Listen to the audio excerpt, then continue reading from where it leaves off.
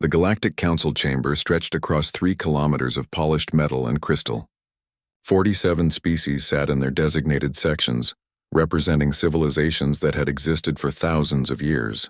The chamber floated in perfect orbit around a neutron star, its walls showing the dancing light of cosmic radiation filtered through protective shields. Ambassador Chen Wei stood at the human podium. She was a small woman compared to most species present. Her black hair was pulled back in a tight bun. Her dark eyes showed no emotion as she looked at the council members. Behind her, Earth's blue-green image rotated on the display screen. The Krethon Empire had just made their announcement. They would invade Earth, they would take it by force, and they wanted the Council to know this was legal under galactic law. Earth had no protector species. Earth had no trade agreements. Earth was fair game. Warlord Kraxus stood at the Krethon section. He was massive, nearly 3 meters tall. His scales were deep red, almost black. 4 arms crossed over his armored chest. His yellow eyes gleamed with confidence. "The humans are primitives," Kraxus said. His voice echoed through the chamber. "They have barely left their home world. They have simple weapons. They fight among themselves like children. The Krethon Empire will bring them into civilization, by force if necessary." Council Speaker Vorash, a floating being of pure energy contained in a crystalline form, addressed the chamber. "Does anyone speak for Earth? Does anyone challenge this claim?" Silence filled the massive room. Species that had known peace for centuries looked away. Some felt sympathy for the humans. Others simply did not care. War was rare in Council space, but it was not forbidden, and the humans had no allies. Ambassador Chen finally spoke. Her voice was quiet but clear. "I request Council protection for Earth under the Mercy Clause. We are a young species. We deserve time to grow," Kraxus laughed. The sound was like rocks grinding together. "The Mercy Clause requires a sponsor. Who will sponsor these apes? Who will risk their fleet for creatures that still use chemical rockets?" Chen looked around the chamber. She met the eyes of representatives from the Velkari, peaceful traders who had first contacted Earth 50 years ago. They looked down at their notes. She saw the Zintar delegation, scientists who had shared some basic technology with humanity. They said nothing. No one would speak for Earth. No one would risk angering the Krethon Empire. Speaker Vorash floated higher. "The Council will vote. All in favor of granting protection to Earth, activate your podiums." Chen watched as the voting lights remained dark. One by one, each species chose silence. Even those who had befriended humanity turned away. The vote was unanimous. 0 in favor. Earth would stand alone. "The Council has spoken," Vorash declared. "Earth is not under Council protection. The Krethon Empire may proceed." Kraxus grinned, showing rows of sharp teeth. "My fleet will reach Earth in 3 cycles. I expect full surrender. If they resist, we will demonstrate what real warfare looks like." Chen gathered her documents. Her hands did not shake. Her face showed no fear. She walked down from the human podium with slow, measured steps. As she passed the Krethon section, Kraxus called out to her, "Ambassador, tell your people to prepare. The Krethon Empire has conquered 200 worlds. Your species will make 201. Chen stopped. She turned to face the massive warlord. For a moment, something flickered in her eyes, something cold and hard. "Warlord Kraxus," she said quietly, "you have made a mistake today, not because you chose to invade Earth, but because you announced it to the Council first." Kraxus laughed again. "What difference does it make, little human?" Chen smiled. It was not a warm smile. "Because now the Council will watch. They will watch as you learn what humanity really is. They will watch as you discover why we survived on a death world for millions of years. They will watch as you face what happens when you threaten our home." She turned and walked away. The chamber fell silent. Something in her words made several species uncomfortable. In the observation section, Council observer Telmari sat forward. She was a scholar from the Quintel species with 4 arms and compound eyes that saw in multiple spectrums. Her species had recorded galactic history for 10,000 years. She had seen countless wars, countless civilizations rise and fall. Something about the human ambassador's words made her activate her recording equipment. She would document this invasion. She would record how the Krethon Empire crushed another primitive species. It would be a short war. All her research said so. Humans had no natural advantages. Their bodies were weak. They had no armor or claws or venom. They could not breathe different atmospheres. They could not survive in space without protection. Their lifespans were so short that many council species considered them barely sentient, and yet something about Chen's words bothered Telmarie. The human had not begged. She had not cried. She had not even argued. She had simply warned them. Telmarie pulled up Earth's file in her data system. The planet was classified as a Class 12 death world, one of the most hostile environments in the galaxy. Extreme temperature variations, violent weather, dangerous predators, multiple mass extinction events in its history, and humans had not just survived there. They had thrived. They had become the dominant species. They had covered the planet with their cities and farms. They had split the atom and reached for the stars, all while fighting each other in countless wars. Telmarie made a note in her files. This invasion might be more interesting than she thought. 3 days later, Chen returned to her ship in orbit around the council station. Her small crew waited for her. They all wore Earth Fleet uniforms. They all looked at her with the same question in their eyes. The vote failed. Chen told them, "The council will not help us. The Crethon fleet is coming." Her communications officer, Lieutenant Park, nodded slowly. "Should we send the message to Earth Command?" "Yes," Chen said. "Send code word Phoenix." "Full activation. Tell them we have 3 weeks." Park's fingers moved over his console. "Message sent, Ambassador. Earth Command is responding. They say Phoenix protocols are active. All assets are moving into position." Chen looked out at the stars. Somewhere out there, the Crethon fleet was preparing. 500 warships, tens of thousands of soldiers, weapons that could crack planets, and they thought Earth would be easy. Chen remembered her childhood. She remembered learning about the world wars, about Vietnam and Afghanistan, about every time in human history when a powerful force had invaded a smaller one expecting quick victory. History had lessons. The Crethons had not learned them. "Lieutenant Park," Chen said quietly, "send one more message. Personal channel to Observer Telmarie at the Council." "What should it say, Ambassador?" Chen smiled. "Tell her to bring her best recording equipment. Tell her to watch carefully. Tell her that she's about to see something that no council species has seen in 10,000 years. "What's that, ma'am?" "Humans fighting for survival," Chen said. "And we are very, very good at it." The message was sent. Across the galaxy, the pieces were moving into place. The Crethon Empire prepared for conquest, Earth prepared for war, and the Galactic Council prepared to watch. None of them knew what was really coming. None of them understood what humanity had been building in secret for 50 years. None of them realized that first contact had not made humans feel welcomed. It had made them feel afraid, and afraid humans were the most dangerous kind. The Crethon fleet emerged from hyperspace at the edge of Earth's solar system. 500 warships materialized in perfect formation. Each ship was a masterpiece of military engineering, built from alloys that could withstand nuclear blasts.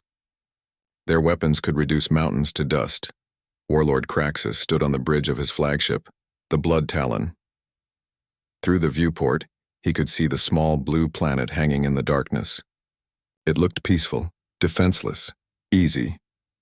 "Begin scanning," Kraxus ordered. "I want complete data on their defenses." His tactical officer, a smaller Crethon named Vask, worked at his console. "Scanning now, Warlord. Detecting approximately 200 satellites in orbit, primitive chemical rockets on launch pads, some nuclear weapons and underground silos. No plasma cannons, no shield generators, no proper warships," Kraxus nodded. "As expected. Proceed with the invasion plan. Destroy their military installations from orbit.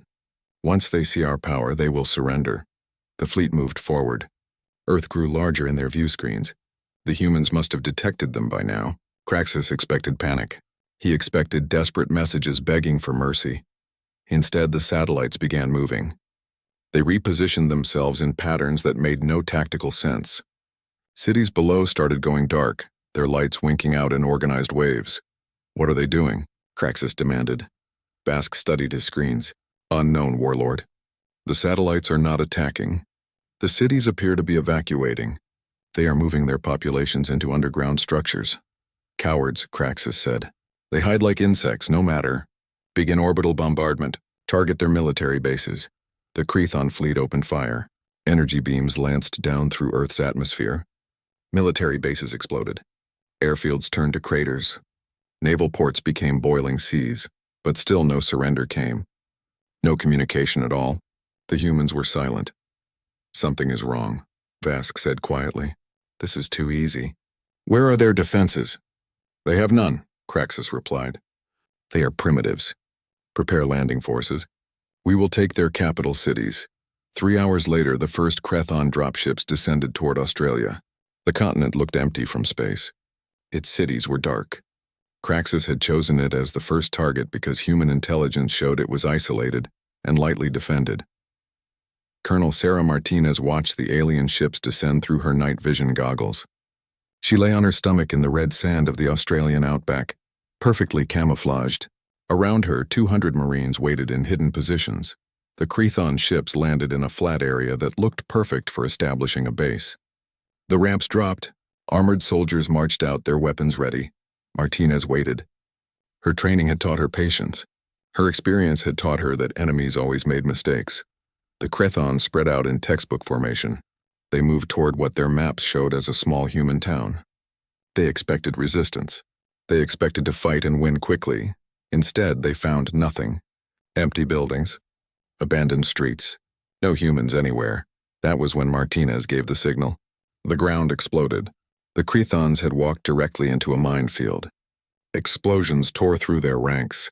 Soldiers fell, their armor cracked and burning. Before they could recover, gunfire erupted from every direction. The humans had not fled. They had hidden. Every building was a firing position. Every window held a weapon. Every shadow concealed a soldier. The Krethons tried to return fire, but they could not see their enemies. The humans used the terrain perfectly. They fired and moved. They used tactics the Krethons had never encountered. Martinez spoke into her radio. All units fall back to secondary positions. Let them follow. The human fire stopped. The Krethons, bloodied but still dangerous, advanced carefully. They followed the humans deeper into the town. They did not realize they were being herded. They did not know that every street had been prepared. When they reached the town center, Martinez triggered the main trap. The buildings collapsed inward. Tons of concrete and steel fell on the alien soldiers. Those who survived found themselves in a kill zone. Human snipers fired from positions a kilometer away. Rocket launchers destroyed their dropships. Of the 300 Krethons who had landed, only 50 made it back to orbit. They did not bring glory. They brought fear.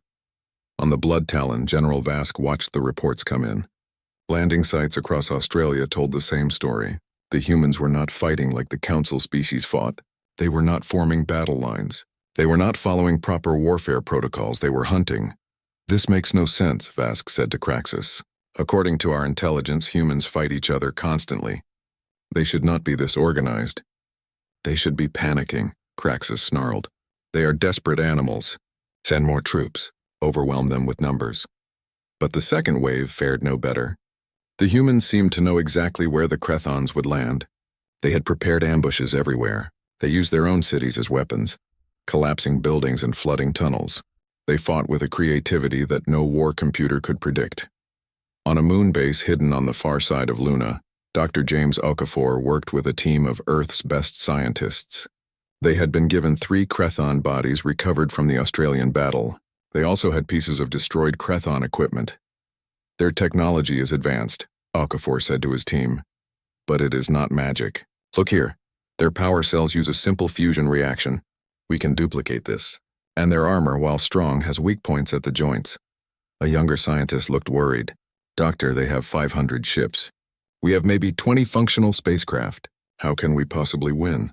Okafor smiled. We do not need to match them ship for ship. We need to learn faster than they can adapt. Every battle teaches us something. Every piece of their technology we capture makes us stronger. He pointed to a screen showing Krethon fleet positions. They fight like they always fight. Big formations. Overwhelming force. They expect us to meet them in open battle. But we are not going to do that. What are we going to do? We are going to make them bleed for every meter. We are going to use every advantage we have, and most importantly, we are going to make them afraid. In orbit around the Council station, observer Tel Marie received constant updates. Her recording equipment captured every moment of the conflict. What she saw made her doubt her own data. The humans were supposed to lose. They were supposed to surrender after the first bombardment. Instead, they were fighting back. Successfully, Telmari reviewed footage of the Australian battles. She watched how humans used terrain, how they adapted their tactics moment by moment, how they turned their weaknesses into strengths. A message appeared on her console. It was from Ambassador Chen. Observer Telmari, you asked to document this war. I hope you are recording everything. What you are seeing is not humanity at its strongest. This is humanity when we are cornered. This is what we become when someone threatens our home. Keep watching. It will get more interesting. Telmari felt something she had not felt in centuries of observing wars. She felt uncertain. Her data said the Chthons should win. Her experience said primitive species always fell to advanced ones. But the data was wrong. The humans were not losing. On Earth, in a bunker deep beneath the Rocky Mountains, the human military command watched their screens. General Thompson, the overall commander of Earth's defense, studied the casualty reports. We are losing soldiers, an aide said quietly. The Chthons are still landing troops. Eventually they will overwhelm us through sheer numbers. Thompson nodded. Yes, but look at the ratio. For every human who falls, 3 Chthons die. They came here expecting an easy victory. Now they are learning what it costs to invade Earth. He pointed to another screen. And while they focus on ground battles, Dr. Okafor's team is learning their technology. Our hidden shipyards are working day and night. In 2 weeks we will have surprises ready for them. Will it be enough? Thompson smiled grimly. It will have to be, because we are not surrendering. We are not running. We are going to teach the Chthon Empire why you do not attack Earth. The war was 3 weeks old. The Chthons controlled only 15% of Earth's surface. They had lost 10,000 soldiers, and they still had not fought the human space forces, because Earth's space forces had been hiding, waiting, learning, and now they were almost ready. 3 weeks into the invasion, Warlord Kraxus stared at casualty reports he could not believe. 20,000 Chthon soldiers dead, 15 dropships destroyed, ground forces trapped in hostile territory across 4 continents, and the humans still had not surrendered. This is not possible, Kraxus said to General Vask. They are primitives. They should have broken by now. Vask pulled up a tactical map. Warlord, I believe we have misunderstood the humans. Look at their tactics. They do not try to hold ground. They attack and retreat. They strike from unexpected angles. Every time we think we have them trapped, they escape. Cowardice, Kraxus growled. No, Warlord, strategy. They are learning from every engagement. Our forces report that human weapons become more effective each day. They are adapting our technology. Kraxus slammed his fist on the console. Then we will change our approach. No more ground battles. We will destroy their cities from orbit until they beg for mercy. But before he could give the order, alarms blared across the Blood Talon. His tactical officer shouted, Warlord, multiple contacts detected, bearing 270. They are moving fast. What contacts? The humans have no fleet. Visual confirmation coming in now, the officer said. His voice shook. On the main screen, ships appeared. They were crude compared to Chthon vessels. Some looked like they had been welded together from spare parts, but there were dozens of them. And they were armed. Impossible, Kraxus whispered. Where did they come from? The answer was simple. Humanity had been building them in secret for 50 years. In asteroid bases. In hidden shipyards on the far side of the moon. In converted space stations that looked like mining facilities. The moment humans had met alien life, they had known this day might come. So they had prepared. While trading peacefully with the Council, they had built weapons. While seeming primitive and harmless, they had studied every ship that visited their system. And now those preparations paid off. The human fleet attacked. They did not fight like the Chthons expected. They did not form battle lines. Instead, they swarmed. Small ships darted between the larger Chthon vessels, firing railguns that punched through armor. Kamikaze drones slammed into critical systems. On the bridge of the lead human ship, Captain Rodriguez grinned as her weapons found their mark. Target their engines. Keep them from retreating. We want them scared. The Chthon fleet tried to respond, but the humans used tactics that made no sense. They broadcast loud music on all frequencies, disrupting Chthon communications. They painted their ships in bright colors that confused targeting systems. They even used psychological warfare, broadcasting images of Chthon defeats on Earth. 3 Chthon cruisers exploded. 5 more took critical damage. The rest began pulling back. On Earth, Colonel Martinez watched the space battle through her command center's screens. Around her, soldiers cheered. For weeks they had been fighting and dying. Now the aliens were learning that humans could fight in space too. "Ma'am, ground forces are reporting," her aide said. "The Crethons are starting to pull back. They are evacuating several occupied zones." Martinez nodded. "Do not let them escape easily. Hit them hard as they retreat. Make them remember this." In New York City, humans emerged from their hiding places. The Crethons had occupied the city for 2 weeks. Now they were retreating in chaos. Human forces attacked from every direction. The Battle of New York became legendary. Humans used the subway system to move unseen. They collapsed buildings on alien formations. They turned Central Park into a killing field. The city itself became a weapon. A single Crethon battalion, 300 strong, found itself surrounded in Times Square. The human commander offered them surrender terms. It was the first time in Crethon history that their soldiers faced such an offer from primitives. They refused. They chose to fight. Within an hour, none of them survived. On Dr. Okafor's moon base, the scientists worked without sleep. They had reverse-engineered Crethon shields. They had improved human weapons using alien power cells. They had even found a way to jam Crethon communications. "We are ready," Okafor reported to Earth Command. "We can equip 50 ships with the new systems. They will have shields as strong as Crethon vessels. And we have something else. What is it?" General Thompson asked. "A virus. A computer virus designed specifically for Crethon systems. If we can get close enough to their flagship, we can upload it. It will disable their entire fleet for hours." Thompson smiled. "Excellent. Prepare your virus, Doctor. We are going to end this war." In the Galactic Council station, observer Telmari could not believe what her instruments showed. She played back the space battle recordings 3 times. The humans had gone from no fleet to dozens of warships in a matter of weeks. It was not possible. New ships took years to build, unless they had already been built. Unless the humans had been preparing for war since first contact. Telmari sent an urgent message to the Council. "Emergency session required. The invasion is not proceeding as predicted. The humans have revealed hidden capabilities. They may actually win."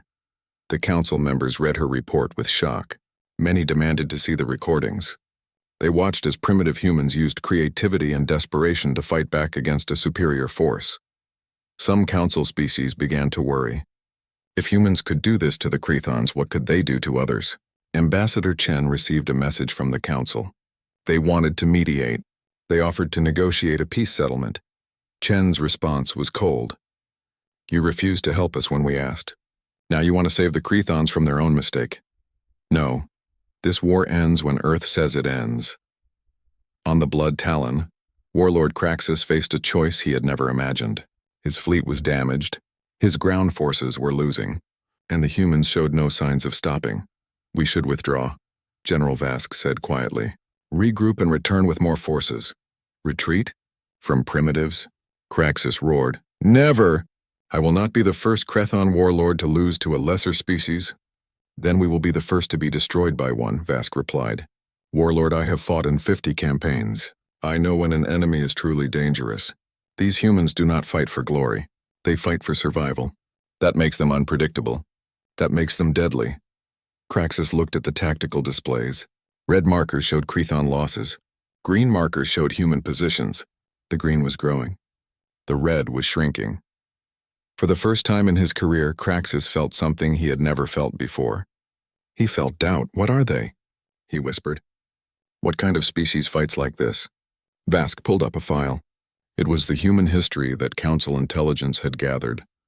Wars covering thousands of years. Conflicts that had destroyed entire civilizations.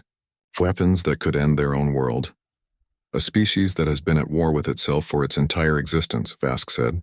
"A species that learned to fight on a death world. A species that does not know how to surrender."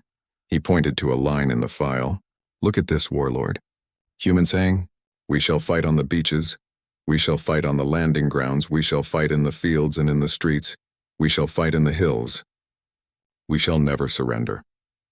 They have been saying this for centuries. We should have listened. Craxus turned away from the screens. His pride warred with his common sense. He had conquered 200 worlds. He had never lost, but there was always a first time. "Prepare all forces," he finally said. "We launch one final assault. If that fails, we withdraw. Vask nodded. It was not a retreat, not yet, but it was an admission that victory was no longer certain.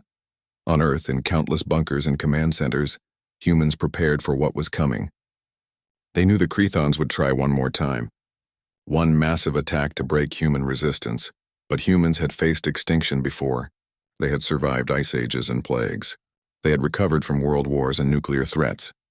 They were stubborn beyond reason and creative beyond measure, and this time they were not fighting each other. This time every human on Earth was united. This time they had a common enemy. The Crethons were about to learn what that really meant. 2 months into the war, Warlord Craxus launched his final assault. Every available Crethon ship moved into Earth orbit. Every soldier prepared for simultaneous attacks on 6 continents. It would be overwhelming force, the kind that had crushed 200 worlds. But Earth was not like those other worlds. As the Crethon fleet gathered, human forces watched and waited. General Thompson stood in his bunker command center, studying the enemy positions. They are grouping together. Classic hammer blow strategy. Should we scatter our forces? An aide asked. No, Thompson said. We are going to do something they will never expect. We are going to attack them. The aide looked shocked. Sir, they outnumber us 3-1 in space. Yes, but we have Dr. Okafor's surprises. And we have something they do not. What is that, sir? Thompson smiled grimly. Nothing to lose. Every human on this planet knows that if we fail, we all die. That makes us very dangerous. The human fleet, now over 200 ships strong, moved out from behind the moon. They had been hiding there, building strength, waiting for this moment. Captain Rodriguez commanded the lead squadron. Her ship, the Defiance, had been a cargo hauler 3 months ago. Now it bristled with railguns and missile pods. All ships, remember your training. We hit hard and fast, use the moon for cover, make every shot count. The Crethon fleet detected the human ships and turned to engage. Craxus watched his screens with satisfaction. Finally, the humans were meeting him in open battle. This was warfare, he understood. Then the humans did something unexpected. Half their fleet activated Dr. Okafor's new shields and charged straight at the Crethon formation. The other half launched thousands of small drones. The drones were not armed with weapons. They were armed with Okafor's virus. As they swarmed the Crethon ships, they transmitted the malicious code. Crethon targeting systems began failing. Communication networks crashed. Even basic navigation went offline. In the chaos, the human ships struck. They targeted engines and weapon systems. They used captured Crethon weapons against their makers. They fought with a ferocity born of desperation. On the Blood Talon, Craxus watched his fleet fall apart. What is happening? Why are our systems failing? It is some kind of attack on our computers, a technician shouted. The humans have weaponized our own code against us. General Vask pulled up emergency protocols. Warlord, we must withdraw. If we stay, they will destroy us. Craxus stared at the tactical display. Red markers blinked out one by one. His mighty fleet, invincible for centuries, was being torn apart by converted cargo ships and computer viruses. Pride warred with survival instinct. Finally, survival won. All ships retreat, he commanded, the words bitter in his mouth. Fall back to the outer system. But the humans were not done. As the Crethon fleet tried to retreat, human ships pursued. They broadcast messages on all frequencies, not threats but mockery. They played recordings of Craxus's boasts before the invasion. They showed images of burning Crethon ships. It was psychological warfare at its finest. And it worked. Crethon morale, already cracking, shattered completely. On Earth, Colonel Martinez led the ground forces in one final push. Every Crethon position on the planet was attacked simultaneously. Humans emerged from tunnels and ruins. They struck from forests and mountains. They used every trick and trap they had prepared. In South America, a Crethon garrison of 5,000 found itself surrounded. The human commander, a Brazilian general named Santos, offered them terms. Surrender now and you will be treated according to the rules of war. Refuse and you will share the fate of your comrades in New York. The Crethons remembered New York. They remembered Times Square. For the first time in their species' history, a Crethon military unit surrendered to an inferior species. It happened again in Asia, then Africa, then Europe. Crethon soldiers, seeing their fleet in retreat and their positions hopeless, chose capture over death. Within 48 hours, Every Crethon soldier on Earth had either retreated to orbit, died, or surrendered. The ground war was over. The humans had won. In orbit, the Crethon fleet regrouped at the edge of the solar system. Of the 500 ships that had arrived, only 300 remained functional. The rest were destroyed or too damaged to fight. Craxus sat on his bridge, staring at nothing. General Vask approached carefully.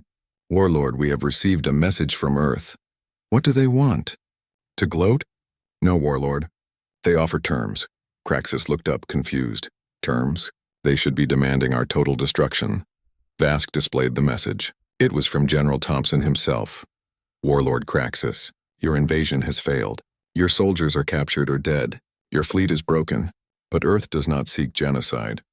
We seek justice. Surrender yourself and your officers to stand trial for war crimes. Your remaining fleet may leave our system unharmed.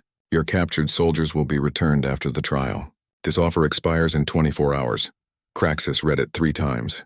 They were offering mercy, to him, after everything he had done. "It is a trick," he said.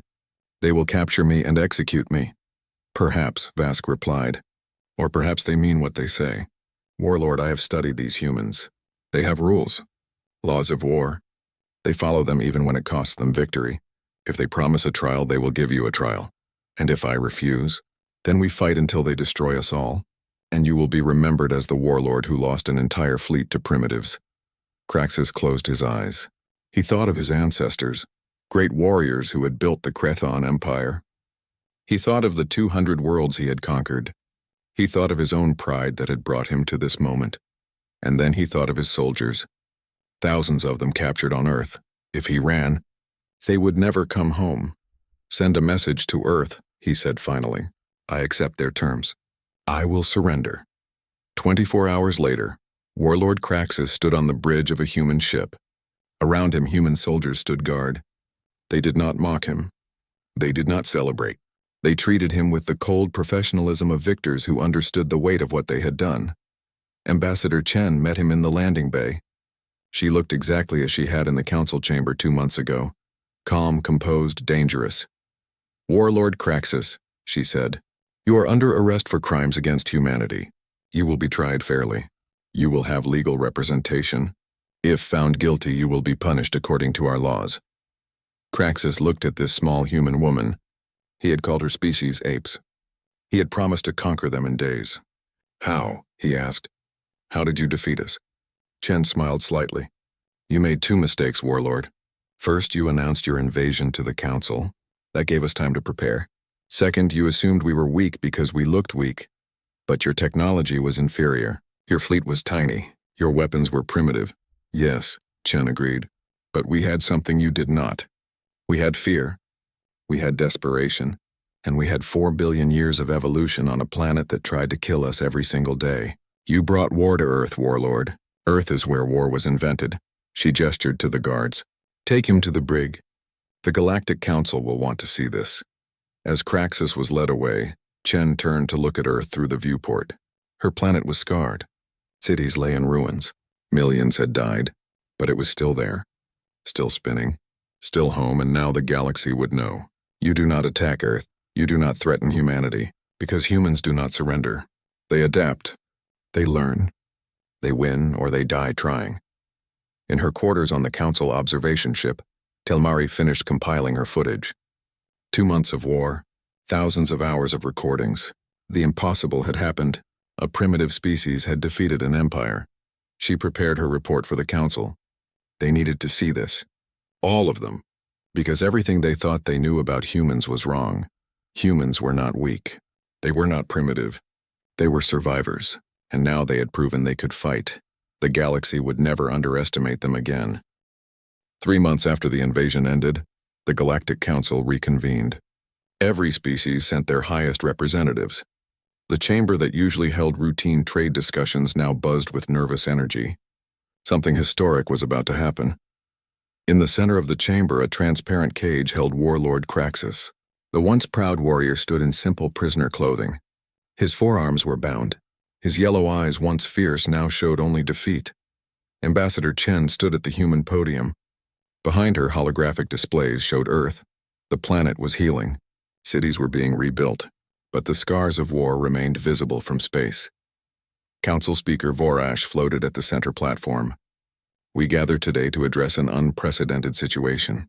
The human species, which 3 months ago requested our protection, has defeated the Krethon Empire in open warfare. Observer Telmari, please present your findings. Telmari stepped forward. Her forearms carried data tablets. Her compound eyes reflected the chamber lights as she began her report. Council members, I have documented the entire conflict. What I witnessed contradicts everything we believed about humanity. They were not primitives. They were survivors who had been preparing for this moment since first contact. She activated the displays. Footage of the Battle of Australia played. Council members watched in silence as humans turned their own cities into weapons. As they adapted alien technology in days. As they fought with creativity no war computer could predict. The Krethon Empire sent 500 warships. They lost 200. They deployed 50,000 soldiers. 20,000 died. The rest surrendered. This happened in 90 days. A murmur ran through the chamber. 90 days. The Krethons usually conquered worlds in less time. Telmari continued. But what is most remarkable is not how humans won. It is how they won. They followed rules of warfare. They offered surrender terms. They treated prisoners according to law. They could have destroyed the entire Krethon fleet. Instead, they let survivors retreat. She paused, letting that sink in. They chose mercy when they could have chosen vengeance. That is not the behavior of primitives. That is the behavior of a mature civilization. Speaker Vorash turned to Kraxus. Warlord Kraxus, you stand accused of war crimes under galactic law. Specifically, attacking a sentient species without provocation, targeting civilian populations and refusing to accept surrender. How do you plead? Kraxus raised his head. For a moment, pride flashed in his eyes. Then it faded. I am guilty of all charges. I attacked Earth believing it would be easy. I was wrong. I accept responsibility for my actions and the deaths of my soldiers. The chamber fell silent. A Krethon warlord admitting defeat, accepting guilt. It had never happened before. Ambassador Chen stepped forward. The human government requests that Warlord Kraxus be tried under galactic law. We also request that the Council impose sanctions on the Krethon Empire until they agree to peace terms and reparations. A Krethon representative, not Kraxus, stood up. He was an older warrior, his scales gray with age. The Krethon Empire acknowledges our defeat. We will accept any reasonable terms. We will pay reparations. We will withdraw from aggressive expansion. We have learned our lesson. Another council member, a floating jellyfish-like being from the Velkari, spoke up. But the question remains. What do we do about humanity? They have demonstrated military capability far beyond what we believed. They defeated a major power. Should we fear them? Chen turned to address the entire council. You should respect us, not fear us. Earth did not want this war. We asked for your help. You refused. We fought alone because we had no choice. But now that we have proven ourselves, we ask again. Let us join the council, not as primitives seeking protection, but as equals. Why should we trust you? Asked a reptilian representative from the Zintar. Your history is filled with war. You fight each other constantly. Yes, Chen agreed. We do fight. We have wars. We make mistakes. But we also learn, we grow, and when faced with an external threat, we unite. That is what you saw in this war. Not one nation fighting, not one continent, but all of humanity working together. She gestured to the displays showing Earth. We do not want to conquer the galaxy. We want to be part of it. We want to trade to learn to share knowledge. But we also want respect. We want a voice in galactic affairs. We have earned that right, Telmari spoke again. Council members, I have spent 10,000 years recording history. I have seen civilizations rise and fall. I tell you now, humanity deserves a place among us. They have demonstrated capability, ethics, and restraint. What more could we ask? Speaker Vorash floated higher. The council will vote. All in favor of granting humanity full membership status, activate your podiums. This time, the response was different. Lights began activating across the chamber. One by one, species that had ignored Earth's plea for help now voted to accept them as equals. The Velkari voted yes. The Zintar voted yes. Even species that had never spoken to humans before voted yes. Not out of friendship, out of respect. When the count finished, 42 of 47 species had voted in favor. It was more than enough. The Council has spoken, Forash declared. Humanity is hereby granted full membership in the Galactic Council. Welcome, Ambassador Chen. Chen bowed slightly. She showed no triumph, no celebration, only quiet satisfaction. Thank you, Council. Earth accepts this honor. We look forward to working with all of you. As the session ended, several council members approached Chen privately. They wanted to discuss trade agreements, technology exchanges, defense partnerships. Humanity had gone from ignored species to valuable ally in 90 days. But one conversation stood out. The Crethon representative, the old warrior with gray scales, approached Chen carefully. Ambassador, he said, I must ask, why did you offer mercy? You could have destroyed our entire fleet. You could have executed all our prisoners. Why did you not? Chen considered the question. Because we are not monsters. We fight when we must. We kill when we have no choice. But we do not seek vengeance. We seek justice. Your people attacked us. Your people died. But the war is over. Now comes peace. You are strange creatures, the old warrior said. You fight like demons but show mercy like saints. The galaxy does not know what to make of you. Chen smiled. Good, and let them wonder. It will keep them honest. 5 years passed. Earth rebuilt its cities. The scars of war faded, though they were never forgotten. Monuments were erected for those who died. Their sacrifice ensured humanity's place among the stars. The human delegation to the Council grew. Earth scientists worked with alien researchers. Human engineers helped design new technologies. Human soldiers trained Council defense forces in asymmetric warfare tactics. Humanity became known for 3 traits across the galaxy. First, their adaptability. They could learn any technology, survive any environment, solve any problem. Second, their stubbornness. They never gave up, never surrendered, never accepted defeat. Third, their strange tendency to bond with anyone and anything, which other species found both confusing and endearing. In the Council archives, Telemari's documentation of the war became required study at the Galactic Military Academy. It was titled simply, The 90-Day War, When Primitives Defeated an Empire. Students from across the galaxy watched the footage. They studied human tactics. They analyzed human psychology. They learned that technological superiority meant nothing without the will to use it effectively. Ambassador Chen, now Director of Council Security, often gave lectures to these students. She was in her 60s now, her hair more gray than black, but her eyes still held that same sharp intelligence. One day, a young alien cadet from a species that looked like walking crystals approached her after a lecture. Director Chen, may I ask a question? Of course, Chen replied. How did humanity really win? The Crethons had better ships, better weapons, more soldiers. By all calculations, they should have won. Chen smiled. She had answered this question many times, but it never got old. We won because we refused to lose. It is that simple and that complicated. You see, the Crethons calculated victory based on numbers, ships, weapons, soldiers. They forgot to calculate the one thing that matters most. What is that? Will, human will. When you fight for your home, for your family, for your species' survival, you find strength you did not know you had. You become creative. You become dangerous. You become unstoppable. She looked out at Earth through the station viewport. The Crethons thought they were fighting primitives. They were fighting survivors. There is a difference. Primitives might surrender. Survivors never do. That is the lesson of the 90-Day War. That is what you must remember. The cadet nodded slowly, processing this wisdom. Director, one more question. Are humans still dangerous? Chen's smile turned slightly sharp. Oh yes, we are very dangerous. But now we are dangerous allies instead of dangerous enemies. That is much better for everyone. In his prison cell on a remote asteroid facility, Warlord Craxus spent his days in reflection. He had been sentenced to 50 years imprisonment for war crimes. By Crethon standards, it was merciful. By human standards, it was justice.